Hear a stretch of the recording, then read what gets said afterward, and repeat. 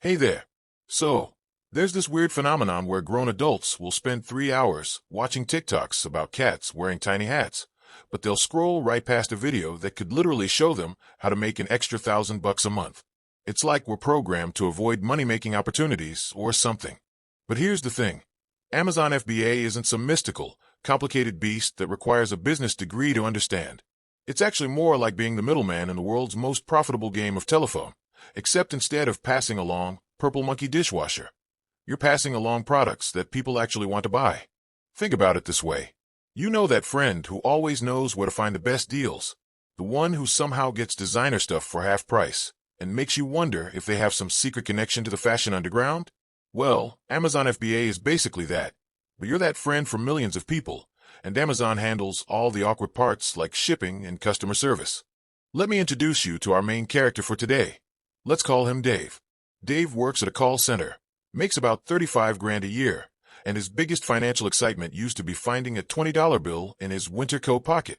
Dave discovered Amazon FBA 6 months ago, and now he's making an extra $1,200 a month selling products he finds at regular stores. No, Dave didn't quit his day job to become some guru. No, Dave doesn't have a warehouse in his garage. And no, Dave didn't start with some massive investment that would make your credit card weep. Dave started with exactly what you probably have right now. A functioning brain, a smartphone, and about $100 he was willing to risk. That's it. Now, before we dive into Dave's journey from zero to his first $1,000, let's talk about what Amazon FBA actually is, because I guarantee someone in the comments is going to ask, and I'd rather explain it now than have you confused for the next 20 minutes. FBA stands for Fulfillment by Amazon. Basically, you find products, buy them, send them to Amazon's warehouses, and when someone orders them, Amazon packs them up, ships them out, and handles any customer complaints. You're like the talent scout, and Amazon is the entire production team, marketing department, and customer service crew all rolled into one. It's like if you could open a lemonade stand, but instead of standing outside in the heat hoping someone walks by, you could put your lemonade in every grocery store in America, and the grocery stores would handle the cash registers, the customer complaints about not enough sugar, and even the delivery to people's houses. Oh, and you don't have to squeeze a single lemon. The beautiful part is that Amazon already has hundreds of millions of customers who trust them enough to buy everything from toilet paper to trampolines without thinking twice. When someone buys your product, they're not buying from Dave's random product emporium. They're buying from Amazon, with Amazon's customer service, Amazon's return policy, and Amazon's reputation backing it up. So where does the money come from? Simple. You buy a product for $5, sell it for $15. Amazon takes about 30% in fees, and you pocket $7 profit per unit. Sell 100 units a month, and boom, $700 in your pocket. It's not rocket science. It's just math with a decent markup. But here's where most people get it wrong. They think you need to invent some revolutionary product or find some secret supplier in China who makes unicorn-shaped phone chargers. Nope. The real money is in finding products that already exist, that people already want to buy, but that aren't being sold optimally on Amazon. Remember Dave? His first profitable product was literally deodorant. Not some fancy, artisanal, small-batch deodorant made from organic yak milk. Just regular deodorant that he found on clearance at CVS for $3 a stick, and it was selling on Amazon for $12. Dave bought 20 sticks, sent them to Amazon, and made about $4 profit per stick. $80 profit from a $60 investment. Not bad for his first try. Now, I know what you're thinking. But wait, isn't that just buying stuff and reselling it? Isn't that what pawn shops do? Well, yes and no. Pawn shops buy your broken guitar and hope someone else wants your broken guitar. Amazon FBA is more like being a product detective. You're finding products that are already popular, already have demand, but for whatever reason, aren't readily available or are overpriced on Amazon. It's retail arbitrage, which sounds fancy but really just means buying low in one place and selling high in another place. People have been doing this since the dawn of commerce. The only difference is that now you have Amazon's massive infrastructure to make it stupidly easy. Let's walk through Dave's actual process, step by step, because I want you to see how simple this really is. Step 1 was Dave downloading a few apps on his phone. The main one was the Amazon Seller app, which is free and lets you scan barcodes to see how much products are selling for on Amazon, how many are being sold per month, and what the fees would be.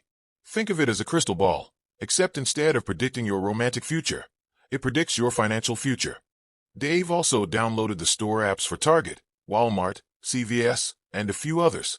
These apps show you what's on clearance, what coupons are available, and sometimes even tell you which aisle to find stuff in. It's like having a personal shopping assistant who really wants you to save money. Step 2 was Dave going to his local CVS during his lunch break. Not because CVS is magical, but because it was close to his office and he had 30 minutes to kill. He walked down the health and beauty aisle and started scanning barcodes with the Amazon app. Most products showed terrible margins or no profit at all. Shampoo selling for $8 at CVS was selling for $7 on Amazon. Toothpaste selling for $4 at CVS was selling for $3.50 on Amazon. This is normal. Most products won't be profitable, which is why you scan everything. But then Dave found something interesting. A specific brand of antiperspirant was on clearance for $2.99. When he scanned it, Amazon showed it was selling for $11.99, with about 50 units selling per month. The Amazon fees would be about $3, leaving Dave with roughly $6 profit per unit. Dave bought all 12 sticks that were on the clearance shelf. $36 total investment. Step 3 was Dave creating his Amazon seller account, which took about 15 minutes and cost nothing upfront. Amazon has 2 types of accounts, individual and professional. Individual accounts cost nothing to set up, but charge an extra dollar per item sold. Professional accounts cost $40 a month, but don't have the per item fee. Dave started with an individual account because he was testing the waters. Step 4 was listing his products. Dave used Amazon's app to create his listings. He took photos of the products, wrote basic descriptions, and set his prices. The whole process took maybe an hour while he watched Netflix. Here's where it gets interesting. Dave didn't need to write some epic product description that would make Shakespeare weep. He wasn't creating a new listing from scratch. The deodorant already existed on Amazon, sold by other sellers. Dave just needed to add his inventory to the existing listing. It's like joining a group project where someone else already did most of the work. Step 5 was sending the products to Amazon. Dave packed his 12 sticks of deodorant in a box, printed a shipping label through Amazon's system, and dropped it off at UPS. Amazon told him exactly where to send it, provided the shipping labels, and even gave him a checklist of how to pack everything properly. The products arrived at Amazon's warehouse 3 days later. Dave got a notification that his inventory was live and ready to sell. Step 6 was waiting. And this is where most people's brains explode because they expect instant gratification. Dave's products didn't sell immediately. They didn't even sell in the first week. But by week 3, he got his first sale notification. Someone in Florida had bought his deodorant. Dave made $6 profit on that first sale, minus the $1 individual account fee. So $5 net. Not exactly retirement money, but it was $5 more than he had the month before, and it required 0 additional work from Dave once the product was listed. Over the next month, Dave sold 9 of his 12 sticks. $54 in gross sales, $45 profit after Amazon fees, minus $9 for the individual seller fees, equals $36 net profit on his $36 investment. He doubled his money in 30 days.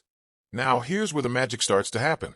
Dave took his original $36 plus his $36 profit and reinvested all $72 into more products. But this time, instead of just buying deodorant, he branched out. He found discounted protein bars at Target, clearance vitamins at Walgreens, overstock phone accessories at Best Buy.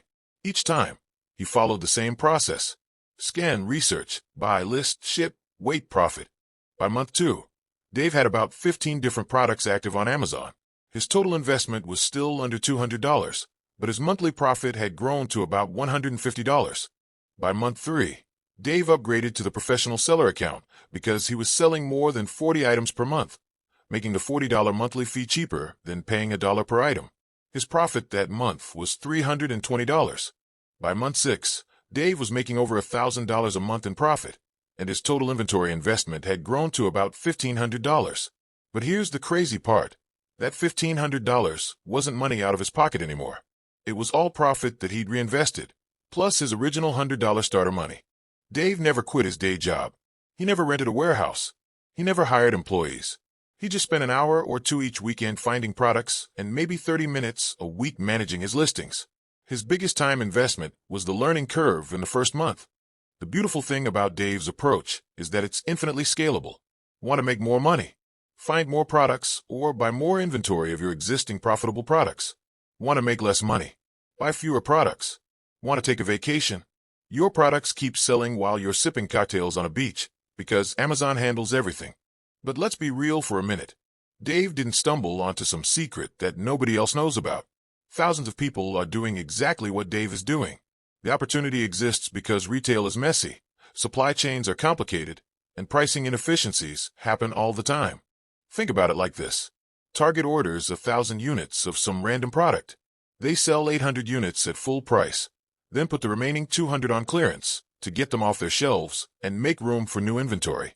Meanwhile, Amazon might be completely sold out of that same product, or the only sellers might be charging premium prices because supply is low. You're not taking advantage of anyone or doing anything shady. You're literally providing a service by making products available to people who want to buy them. Target is happy because they cleared their overstock. Amazon customers are happy because they can get the product they want. Amazon is happy because they make money on fees. And you're happy because you make a profit. Everybody wins. The reason this works is the same reason why a bottle of water costs 50 cents at the grocery store and $3 at the airport. Location, convenience, and supply and demand. People will pay more for convenience, and Amazon is the ultimate convenience for millions of shoppers. Now, let's talk about the elephant in the room, the money. How much do you actually need to start? And what kind of returns can you realistically expect? Dave started with $100, but you could honestly start with $50 if you wanted to test the waters. The key is starting small, learning the process, and reinvesting your profits to grow your inventory.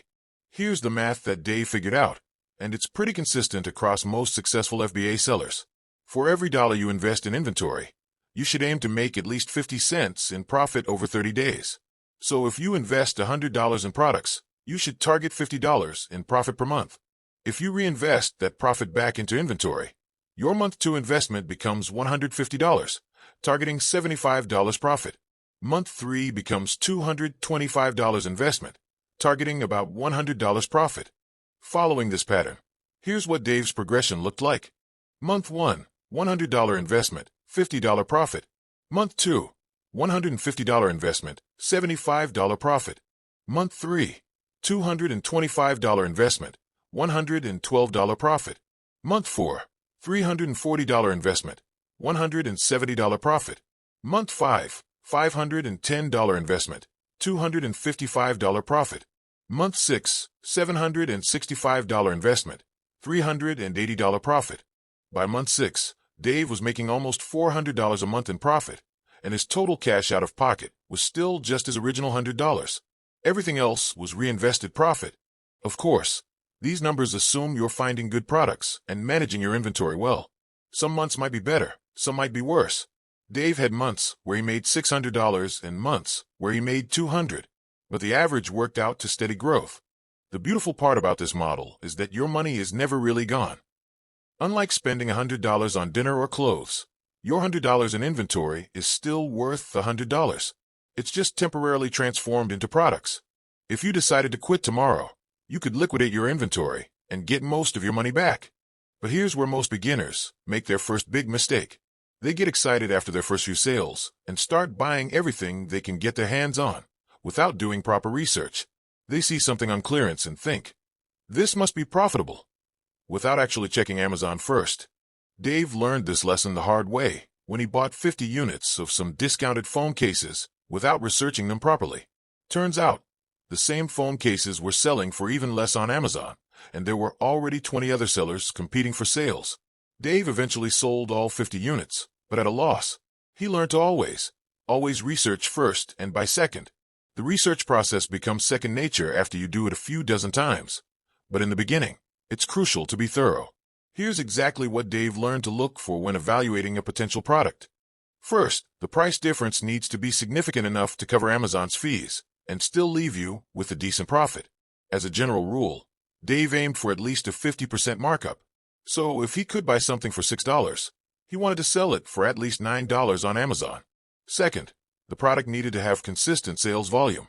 Amazon shows you how many units are selling per month, and Dave learned to avoid products that sold fewer than 20 units monthly. Low sales volume means it might take forever to sell your inventory. Third, the product couldn't have too much competition. If there were already 15 sellers offering the same product at similar prices, Dave usually passed. Competition drives prices down and makes it harder to get sales. Fourth, the product needed to be something that wouldn't expire or become obsolete quickly. Dave learned this after buying some seasonal Christmas decorations in January that he couldn't sell until the following December. Stick to evergreen products that people buy year-round. Fifth, the product had to be relatively small and lightweight. Amazon's fees are partly based on size and weight, so a profitable small item might become unprofitable if it's too big or heavy to ship cost-effectively. These criteria might sound restrictive, but once you start scanning products, you'll be surprised how many opportunities you find. The key is being patient and scanning everything. Dave would sometimes scan 50 products before finding one that met all his criteria, but that one product would make the entire shopping trip worthwhile. Speaking of shopping trips, let's talk about where to find these magical discounted products. Dave's biggest successes came from understanding store clearance cycles and knowing when to shop. Most major retailers mark down products on predictable schedules. Target does most of their markdowns on Mondays and Thursdays. Walmart does theirs on Saturdays. CVS and Walgreens typically do theirs midweek. Knowing these schedules means you can hit stores right after new markdowns happen, before other deal hunters clear the shelves.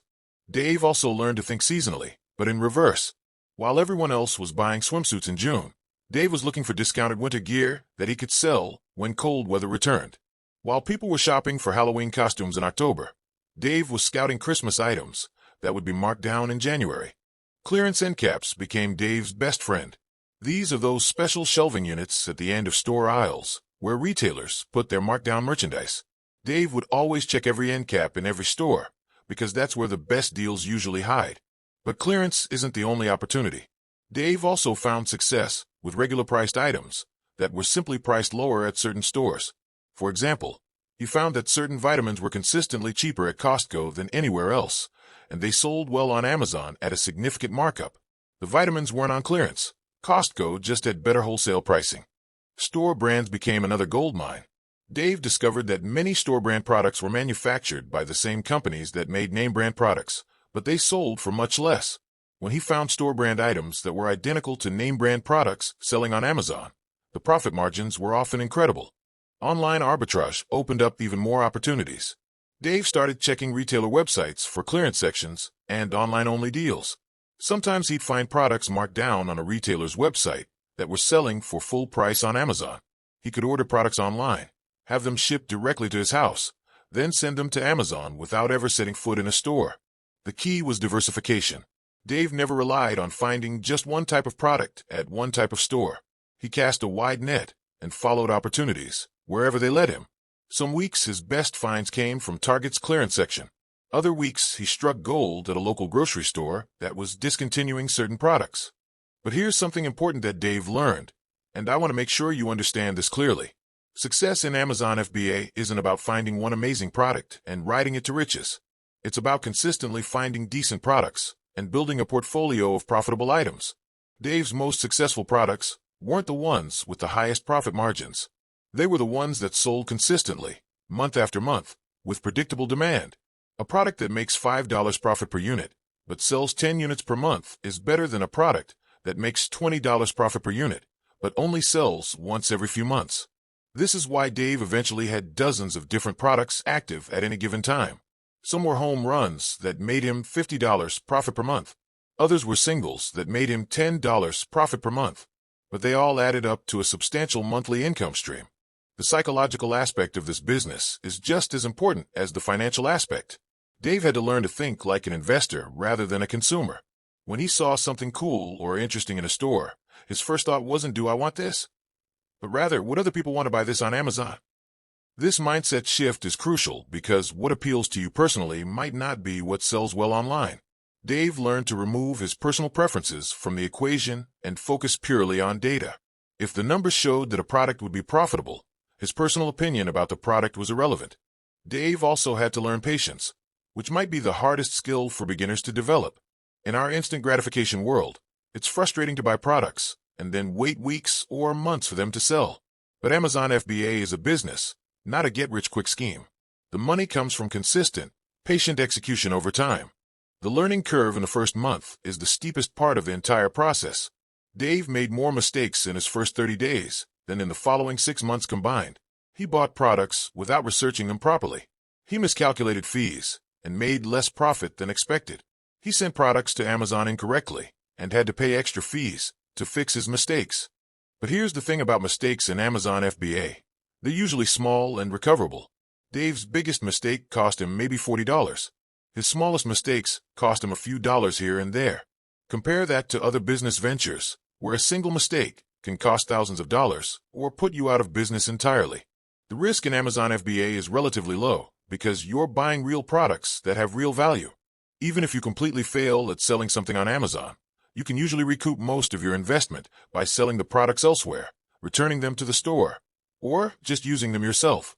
This low-risk nature is what made it possible for Dave to start with just $100.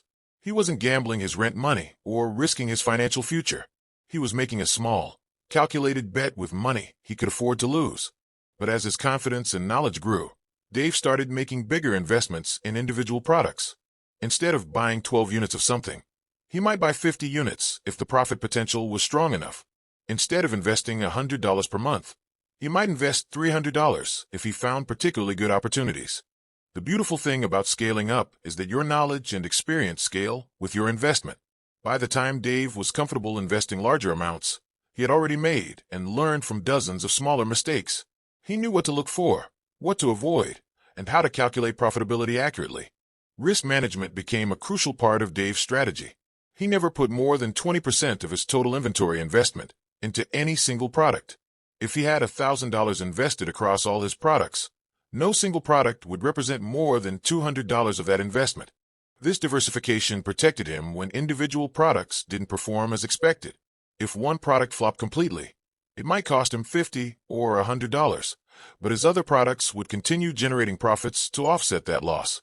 Cash flow management was another skill Dave had to develop. Unlike a traditional job where you get paid every 2 weeks, Amazon FBA income is unpredictable. Some weeks you might get paid $200. Other weeks you might get paid $50. Learning to manage this irregular income stream was part of the business education. Amazon pays sellers every 2 weeks, but the payments represent sales from the previous 2 weeks, minus returns and fees. So there's always a delay between when you make a sale and when you receive payment. Dave learned to plan for this delay and not count money as his until it was actually in his bank account. Record keeping became essential as Dave's business grew. What started as a simple spreadsheet tracking his purchases and sales eventually evolved into a more sophisticated system tracking profitability by product, return rates, seasonal trends, and cash flow projections. The IRS considers Amazon FBA a business, which means Dave had to track his income and expenses for tax purposes. But this also meant he could deduct legitimate business expenses like his phone bill, gas for shopping trips, and even a portion of his internet bill. By month 6, Dave's hobby had become a legitimate side business, generating over $1,000 per month in profit. But more importantly, he had developed a skill set and knowledge base that would continue growing his income for years to come. The confidence that came from proving to himself that he could build something profitable was almost as valuable as the money itself. Dave went from being someone who worried about unexpected car repairs to someone who had multiple income streams and growing savings account. But let's talk about what Dave's typical week actually looked like, because I want you to understand that this isn't a time-intensive business once you get past the learning curve. Monday mornings, Dave would spend about 30 minutes checking his Amazon seller dashboard while drinking his coffee. He'd see which products sold over the weekend, which ones were running low on inventory, and if there were any customer issues to address. Tuesday and Wednesday evenings, Dave might spend an hour browsing online clearance sections or planning his weekend shopping trips. He'd check store apps for new markdowns and research products he was considering buying. Saturdays, Dave would spend 2 to 3 hours actually shopping for products. This wasn't work for him anymore. It had become a treasure hunt that he genuinely enjoyed. He'd hit 3 or 4 stores, skin dozens of products, and usually come home with enough inventory to keep him profitable for the following month. Sundays, Dave would spend an hour or 2 listing new products, updating prices on existing listings, and shipping inventory to Amazon. Most of this was routine administrative work that he could do while watching TV. Total time investment, maybe 6 hours per week, with most of that happening on weekends. For someone making over $1,000 per month in profit, that's a pretty decent hourly rate. The beautiful part was that Dave's income wasn't directly tied to his time investment. Once products were listed and selling, They generated income, whether Dave was working on the business or not. He made money while he was sleeping, while he was at his day job, and while he was on vacation. This passive income aspect is what separated Amazon FBA from traditional side hustles, like driving for Uber or freelance work. Dave's income grew based on the size and profitability of his inventory, not on the number of hours he worked each week. By understanding this distinction, Dave was able to focus his limited time on the highest value activities, finding new profitable products and managing his existing inventory. He wasn't trading time for money. He was building a system that generated money over time. The systems thinking aspect of Amazon FBA is what makes it scalable beyond what any individual can accomplish through pure effort. Dave wasn't just buying and selling products. He was building a machine that would continue operating and generating profits as long as he maintained it properly. But maintaining the machine required staying current with changes in the market, changes in Amazon's policies, and changes in consumer demand. Products that were profitable 6 months ago might not be profitable today due to increased competition or changed circumstances. This constant evolution kept the business interesting for Dave. He wasn't just repeating the same process indefinitely. He was constantly learning, adapting, and finding new opportunities. The skills he developed in his first 6 months became the foundation for continued growth and success. The community aspect of Amazon FBA also played a crucial role in Dave's success. He joined online forums, Facebook groups, and Discord servers where other sellers shared insights, warnings about problematic products, and notifications about new opportunities. This community knowledge helped Dave avoid mistakes that might have cost him hundreds of dollars and pointed him toward opportunities he never would have found on his own. The learning curve that might have taken him years to navigate alone was compressed into months because he could learn from others' experiences. But Dave also learned to be selective about which advice to follow and which to ignore. The FBA community includes everyone from beginners making $50 a month to experts making $50,000 a month, and their advice isn't always relevant to someone at Dave's level. Dave focused on learning from people who were 1 or 2 steps ahead of him, rather than trying to emulate sellers who were operating at a completely different scale. The strategies that work for someone with $100,000 in inventory don't necessarily work for someone with $1,000 in inventory. This pragmatic approach helped Dave avoid the shiny object syndrome that derails many beginning sellers. Instead of constantly chasing new strategies or techniques, he focused on executing the basics consistently and well. The basics, as Dave learned them, were surprisingly simple. Find products selling for significantly more on Amazon than you can buy them elsewhere. Verify that there's consistent demand, buy a reasonable quantity, list them properly, send them to Amazon, and wait for them to sell. Everything else was just optimization and scaling. But the simplicity of the model doesn't mean it's easy to execute well. Like most businesses, success comes from doing simple things consistently over time, rather than from finding some secret trick that nobody else knows about. Dave's first $1,000 in monthly profit wasn't the result of one brilliant discovery or one perfect product. It was the cumulative result of dozens of small wins, consistent execution, and reinvesting profits to compound his growth. The compounding aspect is what most beginners underestimate. Making $50 profit in your first month doesn't sound like much, but if you reinvest that $50 and grow your profits by 50% each month, you're making over $400 by month 6. This exponential growth potential is what makes Amazon FBA particularly attractive compared to linear income opportunities like part-time jobs. Your income grows based on your accumulated inventory and knowledge, not just on your current effort level. But to reach that first $1,000 in monthly profit, Dave had to make it through the uncomfortable middle period, where his business was generating meaningful money, but not yet enough to dramatically change his lifestyle. Months 3 and 4 were the hardest for Dave psychologically. He was making a few $100s per month, which was enough to notice, but not enough to get excited about.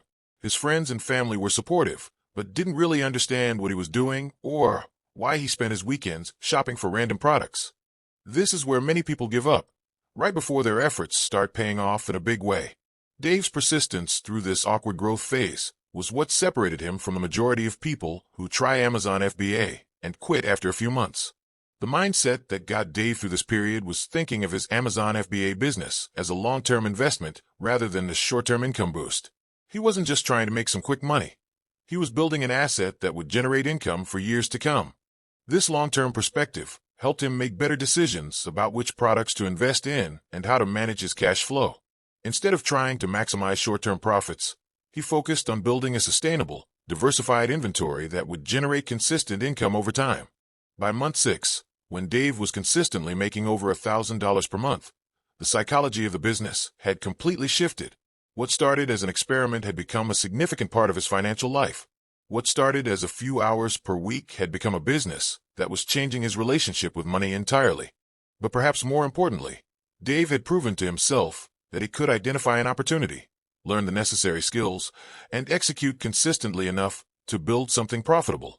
That confidence and skill set would serve him well regardless of whether he continued with Amazon FBA or applied those same principles to other opportunities. The specific tactics and techniques of Amazon FBA might change over time, but the underlying principles, finding price inefficiencies, providing value to customers, managing risk, and scaling systematically, are universal business skills that Dave could apply to almost any venture. This is why I always tell people that Amazon FBA is as much about business education as it is about making money. The money is great, but the education and confidence you gain from building something profitable from scratch is invaluable. Dave's journey from complete beginner to over $1,000 monthly profit in 6 months isn't particularly unique or exceptional. Thousands of people have followed similar paths with similar results. What made Dave successful wasn't some special talent or advantage. It was simply his willingness to start, learn from mistakes, and persist through the initial learning curve. The opportunity is still there for anyone willing to put in the work, to learn the process, and execute consistently. The market is big enough that there's room for thousands of new sellers, and retail inefficiencies create new opportunities every day. But let's talk about what happens after you reach that first $1,000, because that's when things get really interesting, and you start to see the true potential of what you've built. Once Dave hit that $1,000 monthly mark, he faced what I call the success crossroads. He could either keep doing exactly what he was doing and maintain his $1,000 monthly income, or he could level up his entire approach and start thinking bigger. Dave chose to level up, and that's when his monthly profits went from $1,000 to $3,000 in just 4 months.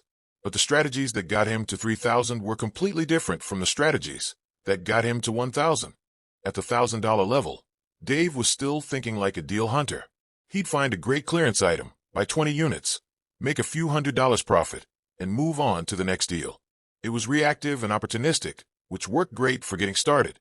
But at the $3,000 level, Dave started thinking like a business owner.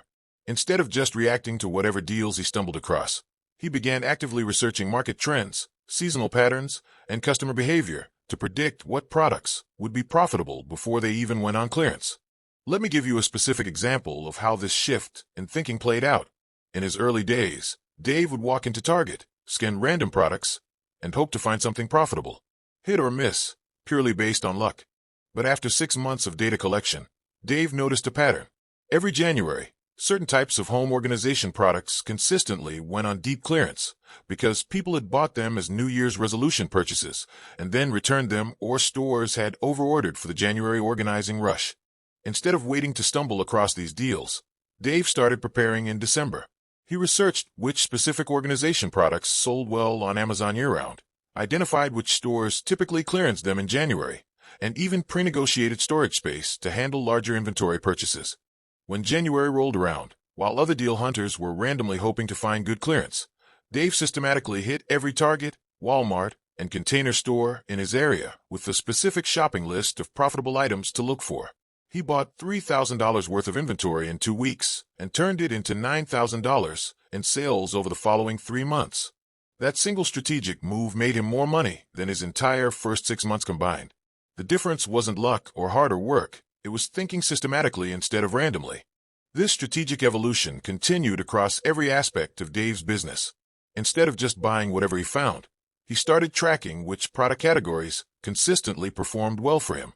Instead of treating each shopping trip as a separate event, he started planning monthly and quarterly inventory strategies.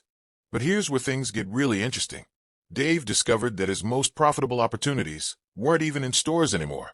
They were online, and they required a completely different skill set than wandering clearance aisles.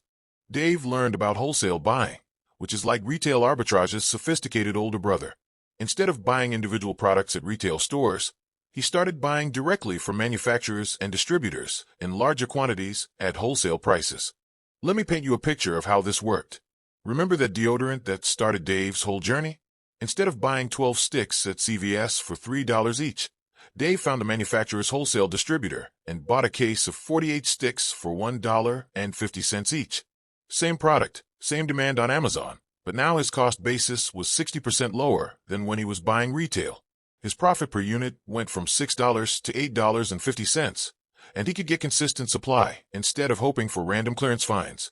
The psychological shift from retail arbitrage to wholesale was massive for Dave. Retail arbitrage always felt a little bit like gambling. You never knew what you'd find or when you'd find it. Wholesale felt like running a real business with predictable costs, reliable suppliers, and consistent inventory. But wholesale also required more capital up front. Instead of buying $50 worth of inventory at a time, Dave was now making $1,000 purchases. The stakes were higher, but so were the potential rewards. Dave's first wholesale purchase was terrifying. He spent $1,200 on a variety pack of phone accessories from a distributor he'd found online.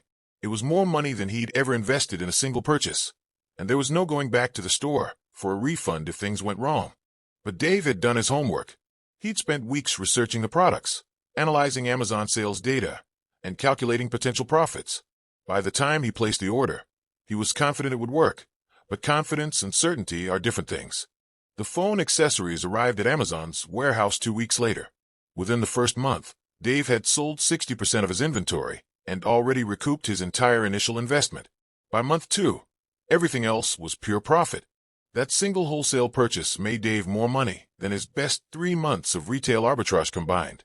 More importantly, it opened his eyes to the real potential of Amazon FBA when you start thinking at scale. Dave began reaching out to manufacturers directly, not just their distributors. He found companies that made products he knew sold well on Amazon, but weren't being sold optimally. Sometimes the manufacturers didn't even know their products were popular on Amazon. One of Dave's biggest wins came from a small company that made specialized fitness accessories. They were selling primarily to gyms and fitness stores, with decent but not spectacular sales.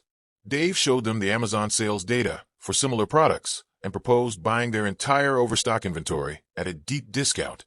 The manufacturer was thrilled to move inventory they'd been sitting on for months. Dave was thrilled to get high-quality products at 70% below retail price. Amazon customers were thrilled to get products that weren't readily available elsewhere. Dave bought $15,000 worth of fitness accessories for $4,000. Over 6 months, he sold them for $42,000 on Amazon. After Amazon fees and other expenses, his net profit was about $28,000 on a $4,000 investment. That single deal made Dave more money than most people make at their day jobs in half a year. But more importantly, it established a relationship with a manufacturer that continued producing profitable opportunities for years to come. This is when Dave realized he wasn't just running a side hustle anymore. He was running a legitimate business that happened to use Amazon as its primary sales channel. The mindset shift from side hustle to business owner required Dave to start thinking about things he'd never considered before. Legal structure, tax optimization, business insurance, trademark protection, and scaling systems. Dave formed an LLC for liability protection and tax benefits. He opened a business bank account to separate his personal and business finances. He started working with an accountant who specialized in e-commerce businesses. These weren't just bureaucratic steps. They were strategic moves that protected his growing assets and optimized his profitability. The tax benefits alone saved Dave thousands of dollars per year as his income grew. But the real transformation happened when Dave started thinking about his time differently. In the early days, he'd spend hours looking for deals because his time was essentially free and his capital was limited. As his capital grew and his profits increased, his time became more valuable than his willingness to hunt for bargains. Dave hired his first virtual assistant to handle routine tasks like inventory management and customer service. He invested in software tools that automated price monitoring and competitor analysis. He started paying other people to do the time-intensive work so he could focus on strategy and growth. This delegation didn't just free up Dave's time. It actually increased his profits because he could focus on high-value activities like finding new suppliers and negotiating better deals instead of getting bogged down in day-to-day operations. By his first-year anniversary, Dave was making between $4,000 and $6,000 per month in profit, depending on the season. But more importantly, he was working fewer hours than when he was making $1,000 per month because his systems and team were handling most of the routine work. The business had become truly scalable. Dave's income was no longer limited by the number of hours he could spend shopping or the number of products he could personally manage. His income was limited only by his ability to find profitable opportunities and his access to capital for inventory investment. This scalability opened up opportunities that Dave never could have pursued as a solo retail arbitrage hunter. He started exploring private label products, where he would work with manufacturers to create his own branded versions of existing products. Private label was like wholesale's even more sophisticated older brother. Instead of just buying existing products and reselling them, Dave was creating his own products that only he could sell on Amazon. Dave's first private label product was a simple kitchen gadget that he'd noticed was popular, but had poor reviews due to quality issues. He found a manufacturer who could make a higher quality version, designed simple packaging with his own brand name, and launched it on Amazon. The private label product took 6 months from concept to first sale, much longer than wholesale or retail arbitrage. But once it was established, it generated consistent profits month after month, without Dave having to constantly source new inventory or worry about competition from other resellers. The private label product made Dave realize that Amazon FBA wasn't just a way to make money. It was a platform for building a real brand and developing products that customers actually wanted. But let's step back and talk about something crucial that I haven't mentioned yet: the mistakes and failures that Dave experienced along the way, because they're just as important as the successes. Dave's biggest failure happened in month 8, right when he was feeling most confident about his abilities. He found what he thought was an incredible opportunity: a liquidation sale where he could buy thousands of dollars worth of electronics at 90% off retail price. Dave got greedy. Instead of buying a small test quantity first, he invested $8,000, nearly half of his total business capital, in electronics that he was sure would be incredibly profitable. The electronics arrived, and Dave discovered why they were being liquidated. They were an older model that had been superseded by newer versions. Amazon customers weren't interested in buying outdated electronics, even at a significant discount. Dave eventually sold most of the electronics, but at break-even prices. He didn't lose money, but he tied up $8,000 in inventory for 6 months and made zero profit on a massive investment. The failure taught Dave several crucial lessons. First, always test with small quantities before making large investments, no matter how confident you feel. Second, be extra cautious with electronics and technology products because they become obsolete quickly. Third, diversification isn't just smart, it's essential for protecting your business from single-point failures. Dave's second biggest mistake was more subtle but potentially more dangerous. As his profits grew, he started getting lazy about his research and due diligence. He'd see a product that looked similar to something that had been profitable before and assume it would work without doing proper analysis. This lazy approach led to a series of small losses that added up over time. Products that looked profitable on the surface but had hidden issues, too much competition, seasonal demand patterns, or quality problems that led to returns and negative reviews. None of these individual mistakes were business-threatening, but collectively they cost Dave several $1,000s in reduced profits and tied up capital. More importantly, they reminded him that success in Amazon FBA requires constant vigilance and careful analysis, not assumptions based on past performance. The mistake that taught Dave the most was trusting a supplier without proper verification. He found what seemed like an incredible wholesale opportunity: a distributor offering name-brand products at impossibly low prices. The prices should have been a red flag, but Dave was focused on the profit potential rather than asking why the prices were so low. He placed a $2,000 order and discovered that the products were counterfeit. Not only did Dave lose his entire investment, but Amazon suspended his selling privileges for 2 weeks while they investigated the counterfeit products in his inventory. The suspension cost him additional thousands in lost sales during peak selling season. The counterfeit incident taught Dave that due diligence isn't optional when working with new suppliers. He developed a systematic process for vetting suppliers, including requesting samples, checking references, and verifying authenticity before placing large orders. These mistakes and failures weren't setbacks, they were education that Dave couldn't have gotten any other way. Each failure taught him something that made him more successful going forward, and the cumulative cost of all his mistakes was still less than a single semester of college tuition. But the psychological impact of the failures was significant. Dave learned that confidence without proper systems and processes leads to costly mistakes. He learned that success in business requires balancing aggression with caution and growth with risk management. More importantly, Dave learned that failure isn't the opposite of success, it's part of success.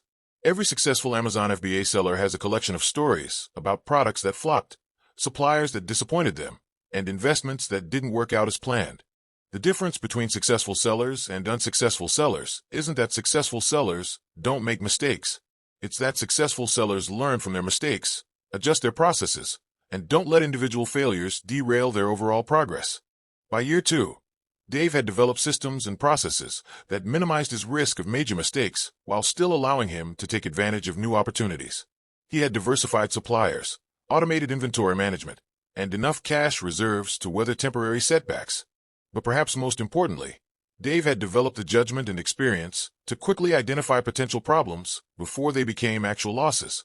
The pattern recognition that comes from analyzing thousands of products and working with dozens of suppliers gave him an intuitive sense for what would work and what wouldn't. This intuition, combined with systematic analysis, allowed Dave to move faster and more confidently than beginners who have to research every decision from scratch. He could evaluate a potential product in minutes rather than hours, and his hit rate for profitable products was much higher than when he started. The speed and accuracy of Dave's decision-making became a competitive advantage. While other sellers were still researching an opportunity, Dave had already evaluated it, made his decision, and moved on to the next opportunity. This efficiency allowed Dave to scale his operation in ways that wouldn't have been possible if he was still doing everything manually and slowly. By year 2, Dave was evaluating hundreds of potential products per week and making dozens of profitable purchases per month. The volume of activity required Dave to think about his business systematically rather than tactically. He couldn't micromanage every decision anymore. He needed systems and criteria that would help him make good decisions quickly and consistently. Dave developed what he called his profit filter, a set of criteria that potential products had to meet before he would even consider researching them further. Products that didn't meet his minimum standards for profit margin, sales volume, and competition level were automatically rejected without further analysis. This filtering system saved Dave hundreds of hours per month and ensured that he only spent time on opportunities with real potential. It also helped him avoid the analysis paralysis that keeps many sellers stuck researching instead of taking action. The profit filter evolved over time as Dave's business grew and his standards increased. What seemed like an acceptable opportunity when he was making $1,000 per month might not meet his criteria when he was making $6,000 per month. This evolution in standards wasn't just about being picky. It was about focusing his limited time and capital on the opportunities with the highest potential returns. Dave learned that saying no to mediocre opportunities was just as important as saying yes to great opportunities. By the end of year 2, Dave's Amazon FBA business was generating between $8,000 and $12,000 per month in profit, depending on the season. But more importantly, it had become a systematic, scalable operation that didn't require his constant attention to maintain profitability. Dave had built something that generated significant income while giving him more freedom and flexibility than his traditional day job. He wasn't just making money. He was building wealth and developing skills that would serve him for the rest of his career. The journey from $0 to $10,000 per month took Dave exactly 24 months, but the real transformation happened in his mindset and approach to business. He'd gone from someone who was intimidated by the idea of starting a business to someone who was actively building and scaling a profitable operation. But here's what I want you to understand about Dave's story. None of this happened overnight, and none of it was easy. Every month brought new challenges, new opportunities, and new lessons to learn. The difference between Dave and the thousands of people who start Amazon FBA and quit after a few months wasn't that Dave was smarter or more talented. The difference was that Dave treated it like a real business from day one, even when he was only making $50 per month. Dave kept detailed records, reinvested his profits strategically, learned from his mistakes, and persistently worked through problems instead of giving up when things got difficult. He thought long-term instead of looking for quick wins, and he focused on building systems instead of just chasing individual deals. Most importantly, Dave understood that Amazon FBA was a skill that had to be developed over time, not a hack that would instantly make him rich. He approached it with the same seriousness and commitment that he would bring to any other professional skill. This professional approach is what separated Dave's results from the people who treat Amazon FBA as a side hobby or get-rich-quick scheme.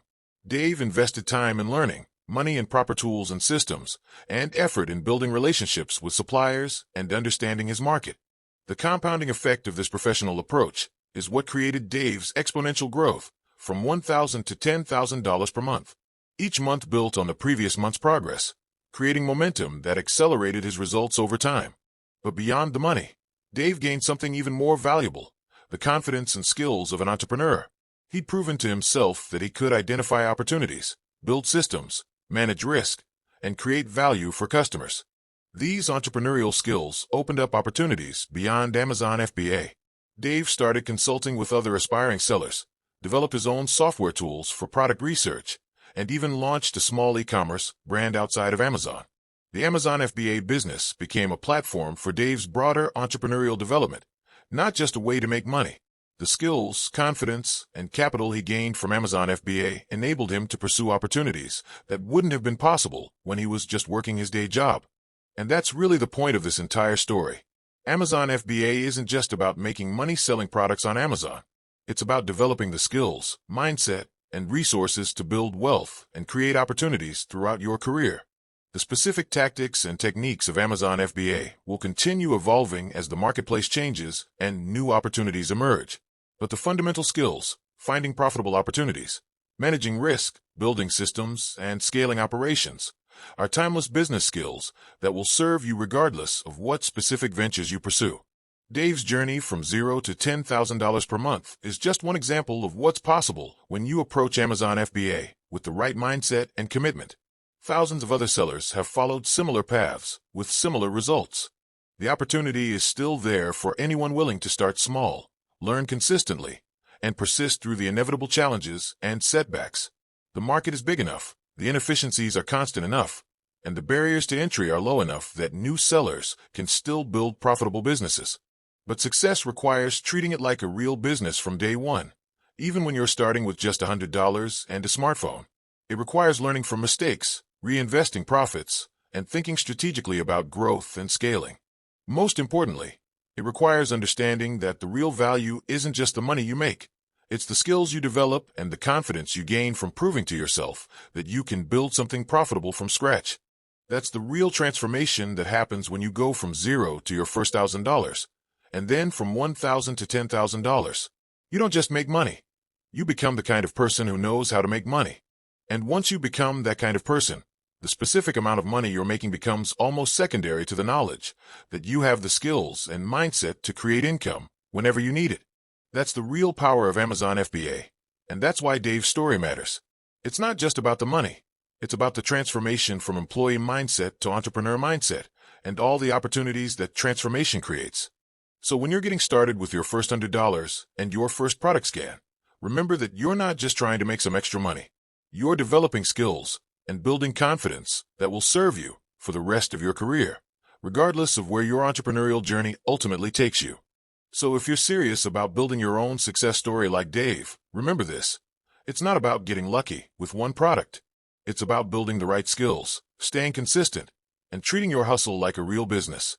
And to help you get started, I'm sharing real clearance product finds you can flip for a profit every day, right here on this channel.